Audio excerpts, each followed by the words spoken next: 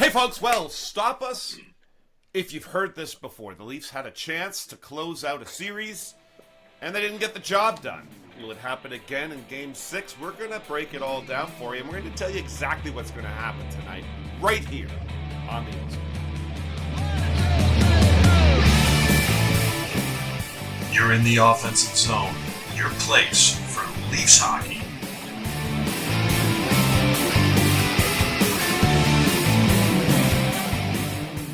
Hey, folks, welcome to the OZone. That's Coach. That's Katie. And I'm the Devo. We're here to talk all things Leafs. I'm coming from the HQ, headquarters of the OZone, downtown Toronto. Coach, last time we talked to you, you were coming back from Florida. Where are you at today? I'm in a state of disbelief, fellas. See what I did there with the leaf? Pretty good. Yeah.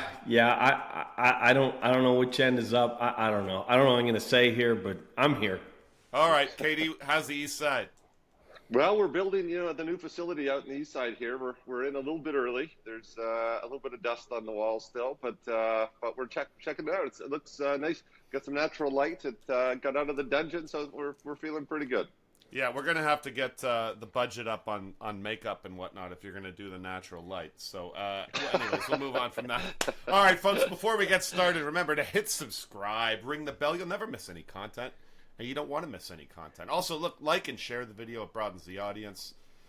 And leave a comment. We try to get back to all of them, and it helps us get better. So you know the drill. Here we go. Guys, I suppose if we knew before the series started that the Leafs would be up 3-2 going into Game 6, we'd probably have taken it, But it does feel a little bit like a missed opportunity, having blown that Game 5 the way that we did. So instead, we're going to go back to Tampa for Game 6, and things are going to start getting tighter. I hope the old ticker can handle it.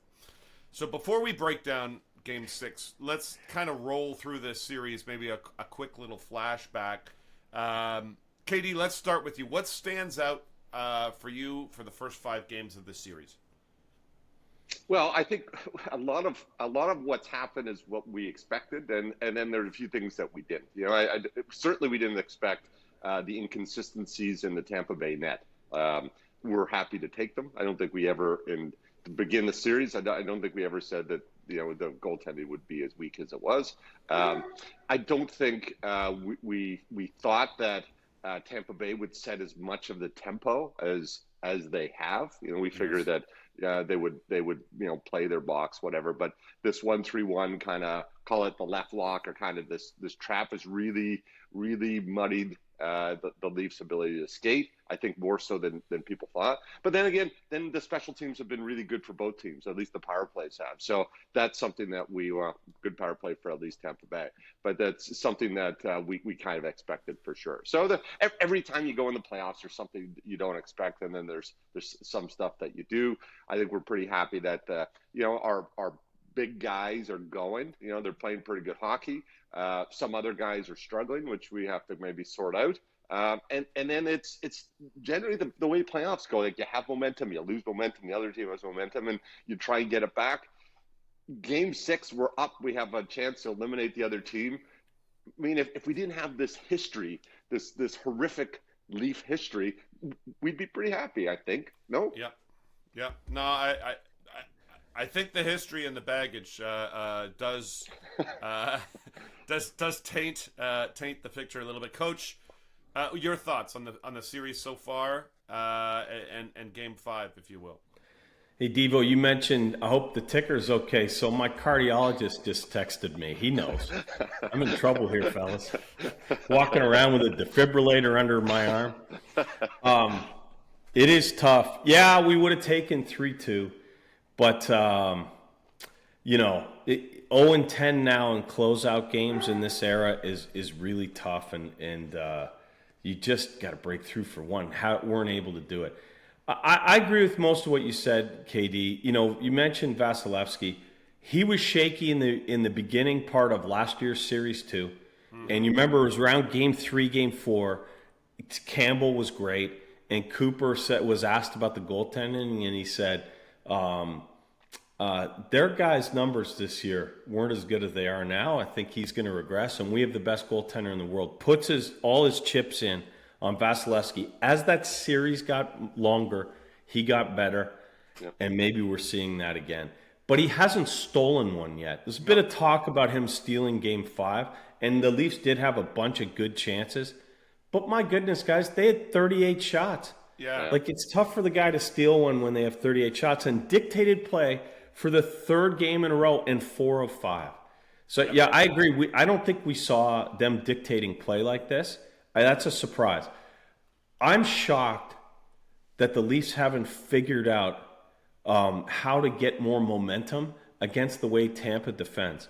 1-3-1, 1-1-3, I've heard a lot about. Look, Tampa traps. Hey, guess what? Every single freaking team in the league traps.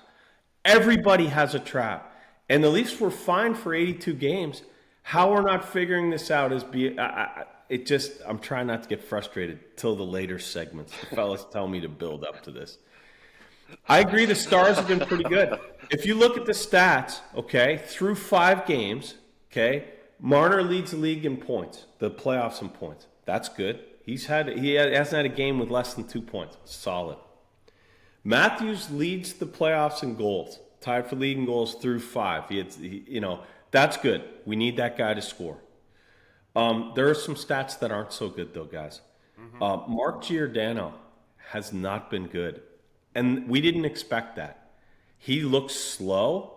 He got some rest down the stretch. Remember, we were talking about are they going to rest him, or is he too proud? He did get some rest, but he looks slow. He's not moving the puck real well. Like, whether it's the system of wingers not coming back or whether Gio's not just pressing up, he's standing still and he's trying to find guys at the other blue line. He's firing pucks at them. It's not working. Right. But, fellas, his partner has not been good either. No. So he's been on – I wrote this down. He's been on for – that can't be right. He's been on for 14 goals against. 14 goals against, fellas. Do you know who hasn't been on for 14 goals against? Igor Shesterkin. Jake Ottinger, in 6 games, he hasn't been on for 14 against. Laurent Brossoit. If Laurent Brossoit, oh, by the way, I didn't know either, he's playing goal now for Vegas, and they're through. 5 games he was on for 13 goals. Hall's been on for more. It's not all Hall, but the thing of it is, and we talked about this, right? The eye test never looks good for Hall. He looks awkward, right? But he defends well. We like him here the way he defends. We do. Yep. But the eye test is never good. The stats have been good. The stats are awful for him right now. So we'll get into what that means. But anyway, that's what I see after 5 games. I should be happy, but I'm not. So I'm a Leaf fan. Yeah. Listen, I pretty much agree with everything both of you guys have said. A couple things I want to point out. I think Riley's been pretty solid. In fact, a nice surprise. He's playing the best hockey that we've seen from him this That's year a good call. of 2023. So good for him. I agree again everything you said, particularly about Hall and Gio. I will say this, and I might take some flack for this. I like him. I know he's coach's guy. I think Samsonov's been fighting the puck, and I think he has for every game. He's given up some tough rebounds. Not all of them end up in the back of the net. A bunch of them have. He led in probably the softest goal of the playoffs for the NHL last game. And again, that's one of Hall's 14 goals too. And Hall didn't look good on that play either, but that was the goalie's fault. So do I think Vasilevsky's winning any games or stealing games? No. But it would be nice for Samsonov to have a big, solid performance. I'd like to see that certainly in the next game for sure. Okay. Coming off that Game 5 loss, guys, Keefe hinted at maybe looking at some lineup changes. I mean, we don't have the benefit of a Saturday morning skate to sort of know exactly what's going to happen. But, Coach, what would you do if you were coach? How would you think you would line up for Game 6? Yeah. Hey, speaking of that bad goal by against Samsonov, his buddy Ilya on the island is like, hold my beer, because that series losing goal was worse, if it's possible. Okay, so I'll try and be quick here. Number one, I think Bunting has to come in. Okay, you're respecting the streak. You're moving along, right? 3 in a row. Then you take that loss. He's a productive player. We got to get him in. I think he has to come in, which means one of Lafferty or Aston Reese comes out. I'm not too shook up about that. And put Kerfoot on that line. Be okay. I think we'll be more, a bit better up front. I'm really struggling. I really don't know whether you take Hall out. Like I just talked about, his numbers are terrible, and he's the guy everyone's looking at to come out. I mean, honestly, you should be looking at Gio too. But there would be a revolt in Woodbridge and certain parts of Bolton if Gio were to come out. So it can't happen. But what do you do? You throw Liljegren in there, and he's going to get up to speed in the 6th game of a series. I don't know that that's going to be much better. He'll move the puck better. Is he going to defend better? He hasn't been all year. I think he sticks with the same on the back end and just kind of, I don't know. I mean, I don't know. So my lineup changes would be limited to just bringing Bunting in. All right, KD, what do you think? Well, just to be devil's advocate, I think Coach probably nailed it right on. I think if you were to be devil's advocate, you certainly bring the Bunting in because you can push everyone down. I think you can do some interesting stuff on the third line. You can certainly have Bunting up on the first line, and you have more guys who can score that big goal if they need it. You might argue that to bring Liljegren in Game 7 is an impossibility if he hadn't played. However, you do have that throwaway game. I know you're going to roll your eyes or people are going to scream, we do not want Game 7. I get it. But if you were thinking oh my God, if we push this again and now we're in Game 7 and they have another bad game in Game 6, now you're really stuck and you certainly can't bring Liljegren in. So if you're going to do it, maybe you bring Liljegren in here, just hope. And if it doesn't work out, you can go back to Hall, who, by the way, has played in the last, 3-4 years very, very well after being sat. That's actually one of the things he's done really well. When he's been punished, he's actually stood up for himself after. So that's kind of intriguing to me. And then let's remember what we did a good part of after the trade deadline. One thing which would be really interesting would be maybe Aston Reese and Lafferty both set. And maybe we go 70 as the Devo likes. And then you have the ability to use Hall on the penalty kill, which he's still doing a fairly decent job, still blocking a lot of shots. You could maybe bring in a Gustafsson on the power play. And at least with Gustafsson and or a Liljegren, you have the ability of someone who skates a little better, who's going to handle this trap. I mean, the problem with Gio and with Hall is that they're not moving their feet and coming forward. So their gapping is off. They're not moving the puck well, and they're getting trapped, and they're really walking right into Tampa Bay's strategy. So maybe you change that pairing around, and with 7D, you have the ability to do that better. Yeah, you really stole my thunder there, Katie. I'm thinking that if there was ever a time to try the nuclear option of 11 forwards and 7D, now is the time. Let's be perfectly frank. If we look at the last 2 games where the Leafs have had to mount a comeback, the bottom of the lineup's not playing anyways. They're going with 11 forwards. They're going with 10 forwards, to be perfectly honest. So, I agree with you. I think that there's never been a better time to try the 7D. It allows you to spell Gio a couple of shifts, let him get his wind, which might help him. It allows you to hide Hall a little bit, which certainly I think helps the team overall. And I don't know. I don't know if it's Liljegren or if it's Gustafsson. I think your point about bringing Gustafsson in is intriguing. We'll see. I think that's probably a bigger stretch. I think if we go 7D, it's probably Liljegren. Yeah, let's remember though, Gustafson's also played a lot more playoff games. He's actually probably played more than virtually everyone else. So he's been in there and he's played a lot. Yeah. And actually one guy. Sorry, I'm going to jump in and blow this all up. But one guy who's avoided, like I think a lot of criticism, who's been really quite awful is Keefe. Like he's been caved in virtually every time he's on the ice. So.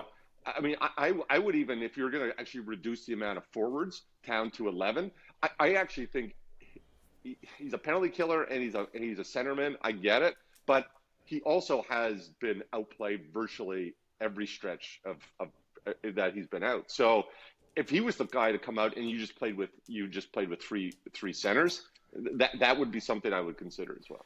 And it's also worth noting, it's not just this year, Kev.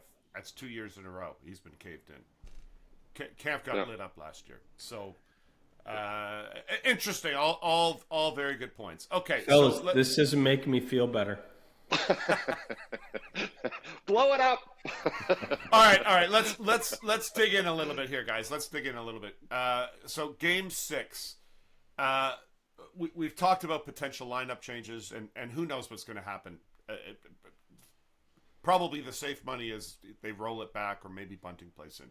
But let's go away from the lineup. What needs to happen for the Leafs to finally break through and get into the second round? What's got to change and what needs to happen, Coach? But, Devo, you touched on it earlier. We need to save. Samsonov has just got to stop the pucks that he should stop. Okay, so he's been flailing a bit. He's done overall, after Game 1, a pretty good job of doing that, especially when they got down and he didn't give up that killer one, right? Where we're starting to come back and then one against at that time is dead. So he did a nice job of that in Game 2, which we were all at, where we were rolling, and then they came back, sort of made it 3-1, then he held the 4. Certainly Game 3 and Game 4. Game 4, which I was at, is 4-1. And you think he didn't do that because the 4-1 goal was a killer, right? Late in the second. It was. Yeah. But I tell you, Tampa got some great A's in the third period, and he held okay. And through both of those overtimes. So that's the solid. Just be solid, Sammy. Just be solid, okay? Yep. And then the way we play, Katie, I'm sure you're going to touch on this too. So it's not just you stealing your brother's thunder. I'll steal some of yours. So we've got to exit the zone much better, right? It can't. So Tampa really pressures us, and when you're really pressured, it's got to get chipped out. I get that, right? But there have been several opportunities where they're late in a shift, they throw it in and they go change, and we've got our guy, and he's standing there in front of our net. The other D's there. We're just standing, and we're waiting for something to happen in the neutral zone. Can't just stand. Right, you got to move and draw somebody to you, and then hit it with and hopefully hit somebody with some speed. That thing where you fire it at our guy at the other blue line and we chip it in, it's not working. We got to stop that. So our pace of play has to increase, but that's easy for anybody to say. So what I'm saying is that's how we do it. Let's come back to the puck, try and get through the neutral zone with some speed, and get on our toes. Right? Yeah. Because, guys, those comebacks are because we're wearing Tampa's D down over time. Let's wear them down a little earlier. And not have to come back from 2 or 3 down. That's what I think needs to happen. Yeah, 100%, Katie. Yeah, I'm going to go further, especially when you know certain players on your team are struggling. Like, help them out. I'm not giving a Hall and Giordano a pass, but they're struggling. Their teammates know they're struggling. I mean, it's obvious out there. Go help them. Go support. Get your ass back there, and don't show the back of your numbers to them. And really, that's what's happening. Those two guys have to move their feet more. Like, they've been too stationary. They've got to get out of the zone when they can. And listen, the flip is fine. That hard pass, just flip it out, and once in a while off the glass and out. That doesn't hurt. I would love. Perhaps, if they could maybe flip the wingers permanently and just try and get more shots on the power play. I think the power play has gotten a little stiff. I think they're nervous because these power plays seem to be important. They're almost playing them not to get scored on, but they're certainly not getting a lot of good shots. I'd love to see them just shoot as much as they can. Nothing breaks the box open than when you try and shoot through it and people have to react and look for rebounds. So let's get those wingers walks. Let's get the wingers crossed and then fire the puck. Try and get 3 or 4 shots every power play and get those numbers, those shots, long shots, deflected shots.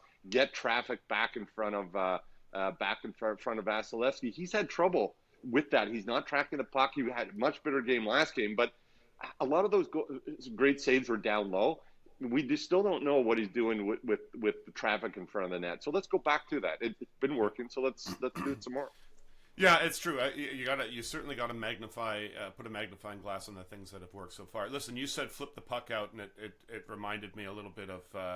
We have evidence that Kerfoot can raise the puck, folks. He's finally shown he can do it.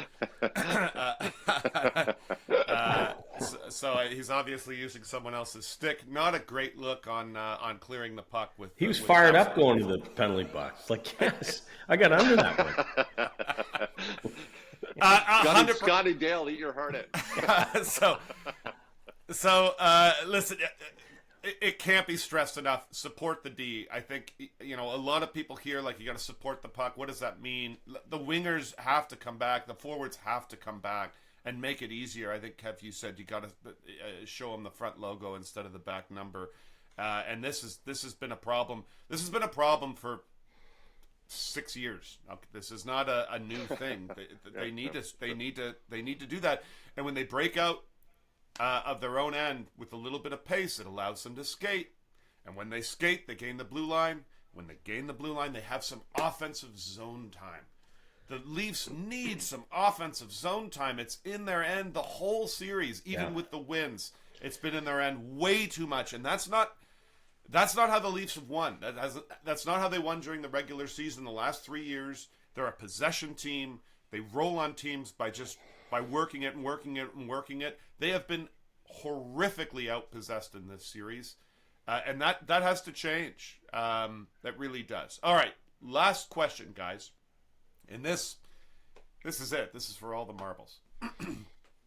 What's actually going to happen in Game 6? Will the Leafs show up? Will they win? Will they score first? Will they put the pedal down and keep it down? Or, gosh, I hate saying this. Will the moment be too big for them to handle yet again? Katie, what's going to happen? I think this is the break. I know I've been saying it for a while. I think this is the breakthrough. I think we've seen it lots of times. They've afforded themselves 3 chances to do it here, and I think they're going to do one of it. I love to see them do it in Tampa. Nothing would make me happier than slaying the Dragon with 3 wins on the road in the other team's park. But yeah, I'm going to keep going with it till they don't. And I'm saying, calling for a big. I'm calling for the top guys have been good, and there's been you can't complain about their production and everything. But I would love to see 1 or 2 of them just take the game over, dominate it, be the best players on the ice, and make it a non-question. And I think they have the ability to do it. And I'm calling for it to happen this tonight. Yeah, 100%. They have put up the numbers. There's no question about it. But to your point, KD, and maybe this also a little bit to my point, they haven't possessed the puck. And if we own a game, if we actually own a game, those guys will actually look like superstars, not just scoring stars. Coach, what do you think? We should be able to break through. I mean, the odds would say we're overwhelming favorites. We've lost last 10 of these, right? Right. We should be happy to be up 3-2. Everything that we said so far should be there, right? Well, then there's the history. So, and this goes to before Game 5. No Leaf fans, none were overconfident or even confident, right? Yeah. I mean, we're just sitting on eggshells. We get through that Game 4 win, huge, right? No way we should have won that. We find a way to lose that all the time. Now, and then you get the extra day to wait for game, and it all sets in for us. Oh, yeah. Well, guys, it's worse now, right? Because unlike KD, your optimism, if the Leafs don't win Game 6, right, it's just not happening. So we should be fine, right? And we should win. the better talent, right? Better roster. Odds on our side that we got to break through. Everybody, we're not on the decline. We're on the up. We got a guy who is a playoff MVP. Everything is pointing in that direction. Except this. So there's the history. There's also everything we've just talked about that the Leafs need to change in order to win. I'm not confident Keefe can figure that out. And, of course, it's not as simple as what we're saying. Who the hell are we? We're just three guys with a microphone, right? Hey. Average fans that care passionately. But if it's so painfully obvious that we have not possessed the puck for most of this series, and also obvious what you do to change it, by the way, it's not revolutionary. It's what we did for 82 games. How we haven't figured that out yet, I'm not confident we're going to figure that out for Game 6. And you can't rely on these miraculous comebacks in order to win a series. Hey, it would be terrific. I hope Matthews gets 4 goals. I hope Samsonov steals a game. I hope all that stuff will happen. I just don't see it. So I think the Leafs lose Game 6. And I just hate that I'm saying that, but I don't know. I don't see it, guys, and it just kills me to do this. So I want to point out something that's, and I'm going to, I think maybe tug on your coat a little bit on this, Coach. The Leafs have actually fared pretty well when they're on the road, so they don't have an opportunity to outthink themselves and try to outthink the matchup. And they're down, and they're just rolling their stars, and they're not thinking, they're playing, they're reacting. And that's when they're skating, that's when they're lighting up the scoreboard, that's when they're putting the pressure on Tampa. If you look at any moment of this series where the Leafs have actually had offensive zone possession, they have dominated the pace of play, they have skated, it's when they're not trying to get into a matchup game against John Cooper. They're not going to win. They're not going to win that. And they don't have the horses. They don't have the experience for that. They've got the horses to go out and skate. They got to simplify the game. I can tell you my prediction for Game 6 is there won't be any fingernails left. I'm an absolute mess. All right, folks. There you have it. Is this the game when we finally break through? Is this it? Or will we be doing it again for Game 7?